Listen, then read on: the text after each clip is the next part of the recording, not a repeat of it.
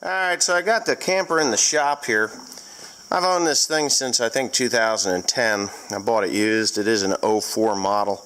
And the tires that were on it have been literally all over the country, from Nebraska to Maine to Florida and around. So it was time to change them. Now I had good for 1 years on here. Good for 1 years, that's what was on there. And I called up my local tire guy, and he says to me, Wesley, you don't want to use good for 1 year. He says they're made in China now, and they're not even made by a reputable company. So I was a little disappointed to hear that, because I really didn't want Goodyears on there, and I didn't want to spend the money for Michelin's and other things. But he says, hey, we've got a tire. It is also a Chinese-made tire, but it's actually one of the better Chinese-made tires, and it's a Gladiator. What? That one's made in Canada. This is a Canadian Goodyear, that's why it was good. So anyways, this is a Gladiator tire. Timothy can put it up on there. He's learning how to use the tire machine because he's never done it before. Correct? Yes. Okay, well, take that tire. Now, there are little dots on your tires. Little dots. You got a red dot, and you got a yellow dot. So the yellow dot is the lightest side. The red dot's the lightest side of the tire. The yellow dot is the heaviest side of the tire. And what you'll want to do, and these valve stems need to be replaced before we put anything on. So they got to be replaced. Yeah, before you always want to replace your valve stems. I'm pretty sure I've got valve stems over there, no? So anyway, yeah. Not the core, but the whole stem. So he said, listen, these Gladiator tires, they're as good as anything else, better than the Goodyears. So he sold them to me for $65 a piece. They're an 8-ply rating, load index 107, 102, and tubeless BSW polyester steel radial, so that's a steel tire. I can use the good for 1 years on my hay rakes if I need to.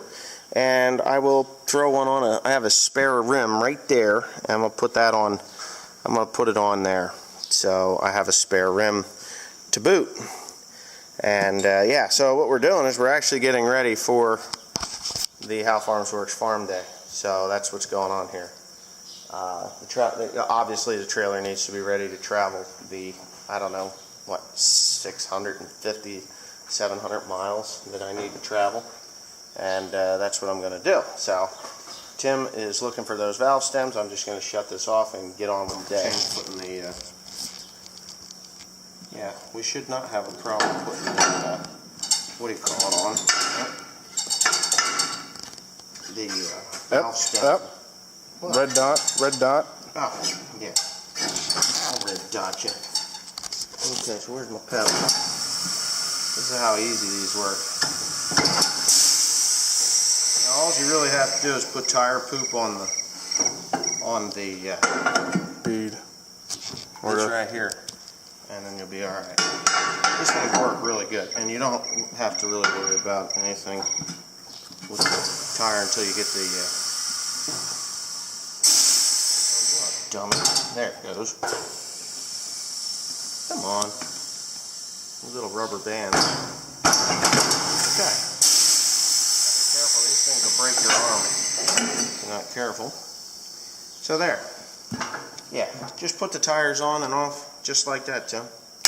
I'm going to go get some valve stems. Alright? I want to put up a tripod. You want the tripod up? Yeah, we'll watch him fuck up. It's always fun when Tim fucks up. Right, Tim? What? Well, at least I'll know he's working, and if he's in there playing on his phone, I can fire his ass. I have to take the other truck. Anyway. Okay, so we're going to change out these tires here. I had Timothy use the tire machine. He's never used it before. Carl brought this thing over here as a relic. Did some work to it, fixed it up enough that it would work, and then, you know, we kind of figured out how to use it, which it's not difficult, but I did tell him that he had to use that tire poop that's there in the yellow bucket, which is basically fifth wheel grease. And yeah, it works out okay. He was having some issues. You got to hold your hand on top of it. And I had to laugh at him. I says, you know, you're doing that wrong. and he was, more than upset with me because I told him that he was doing it wrong. But there's 4 tires, all 4 of them got replaced. Like I said earlier, they're $65 a piece. The guy at the tire shop told me that they're better than the Goodyears, and which is good because I really didn't want to spend a shit ton of money on Goodyear tires or anything else. They were about $50 cheaper.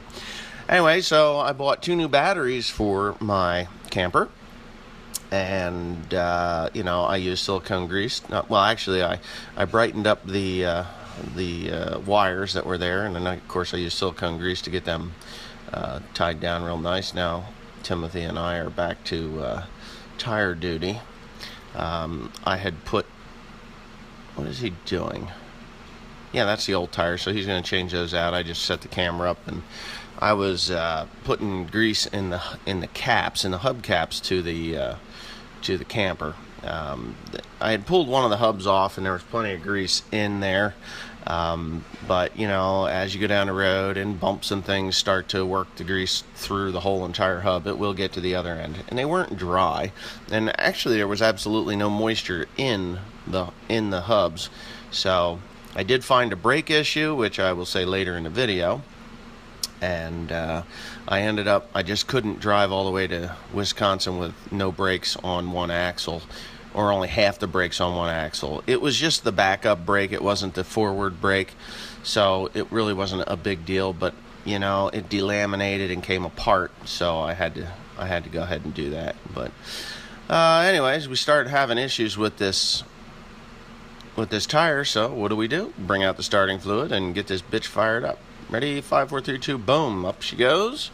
And we ended up doing that on 3 out of the 4 tires. The weight, or the amount of air that goes in these tires, because they are load range D, they were calling for 65 pounds of air. I'm going to recheck that, but 65 pounds of air. They are a steel belted radial, so that's what they were asking for. And each axle's 3,500 pounds or so. So at least that's what the load rating is on them, and that's not out of line. There's the spare tire that I have. That one is only a 6-ply tire, trailer tire, which it has less rating, but it's a spare, so it'll get me down the road if I do actually have a problem.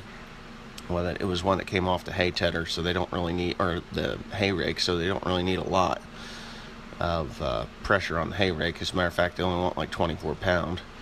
But yeah, a little bit of fire. And then I did this really wrong. You're not supposed to sit on a tire while you're inflating it, because if it does explode, it's going to launch you to the ceiling, and that wouldn't be good.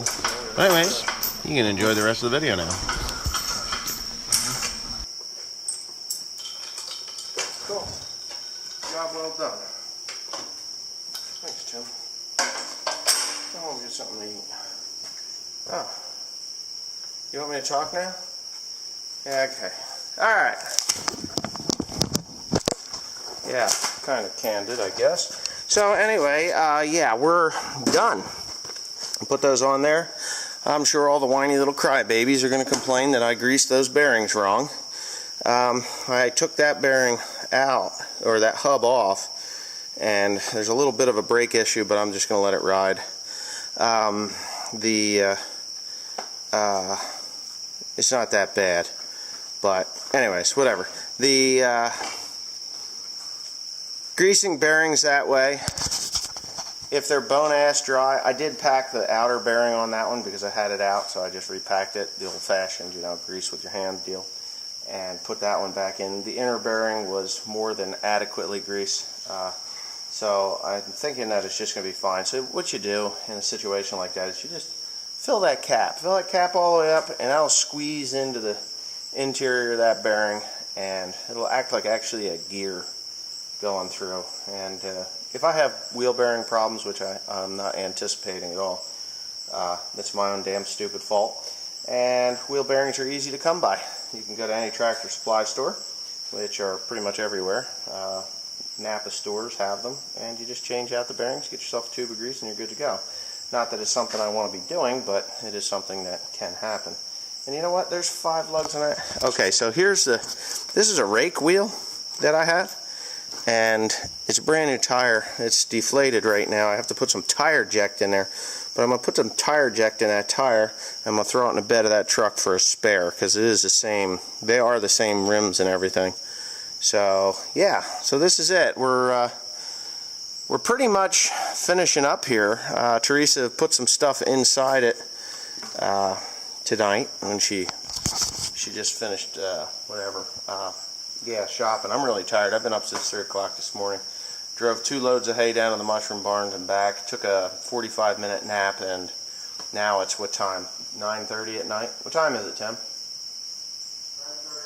9:38 at night. So I've been going pretty hard today. Yeah, got those new batteries in, as you saw, and I do have some roof issues that it's not a problem with the trip or anything, but it's just a problem with the camper. So there's a few things that need to be done.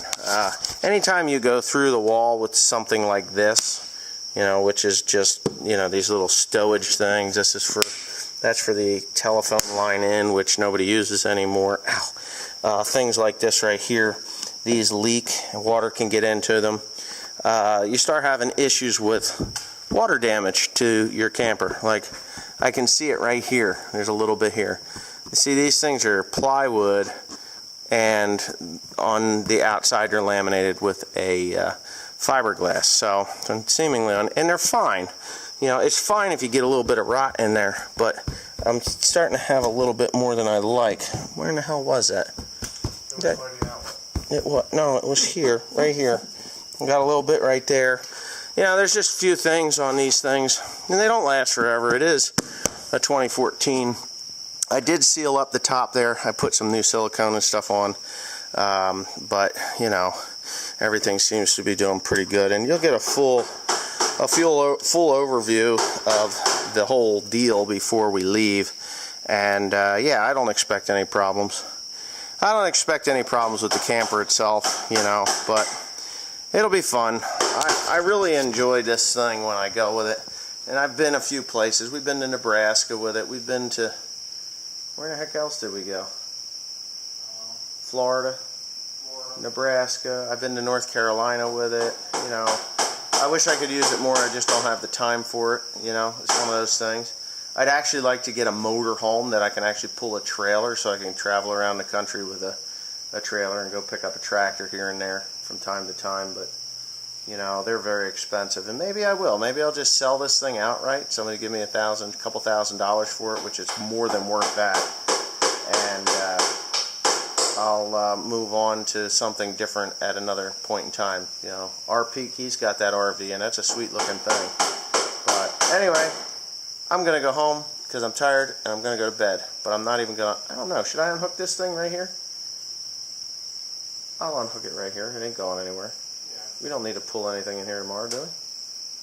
I gotta unhook it because, well, these things are gonna shoot off of there like a cannon, so I kinda gotta be careful. But yeah, I'm gonna unhook it right here.